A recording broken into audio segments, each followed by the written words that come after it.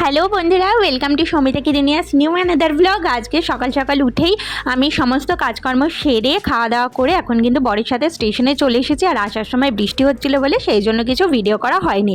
আর ওয়েদারটা জাস্ট দেখো, পুরো এরকম মেঘ করে রয়েছে আর বৃষ্টি তো পড়ছিলই, তবে বৃষ্টিটা এখন এই মুহূর্তে একটুখানি থেমেছে। জানি না আবার পরে কখন নামবে, মানে আকাশের যা কন্ডিশন, যখন তখন বৃষ্টি নামতে পারে। এই বৃষ্টির জন্য আমার একটা ট্রেন অলরেডি মিস হয়ে গেছে, আর এই যে দেখো পরের ট্রেন আসছে, যেটা অনেকটা লেট হয়ে গেছে।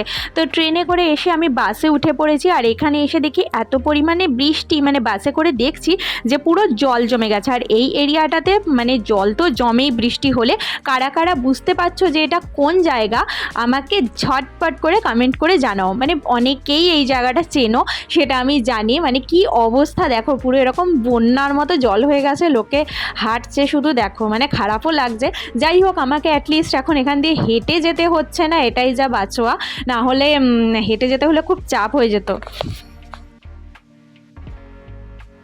বাস থেকে নেমে এখন আমি স্কুলে যাচ্ছি, আর স্কুলে সেভাবে কিছু তোমাদের সঙ্গে শেয়ার করা হয়নি। আর এখন আমি বাড়ির পথে অলরেডি রওনা দিয়ে দিয়েছি, বাস স্ট্যান্ডে ওয়েট করছি।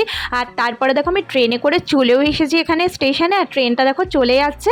আর মানে আমি নেমে পড়েছি, তারপরে ট্রেনটা যাচ্ছে। আর এই যে দেখো এখন আমি ওয়েট করব একটুখানি, যে বর কখন আসবে, তারপর ওর সাথে বাড়ি যাব।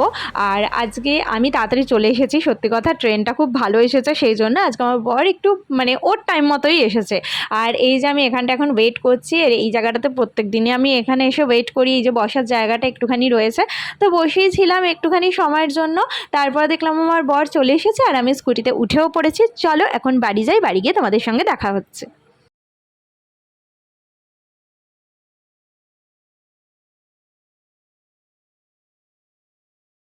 বাড়ি চলে এসেছি, আর আজকে আসার সময় শুধু গাজর আর কাঁচা লঙ্কাই নিয়ে এসেছিলাম, কারণ এগুলো আমার কমে এসেছে সেই জন্য। চলো আজকের ভিডিওটা এই অবধি, কালকে দেখা হবে।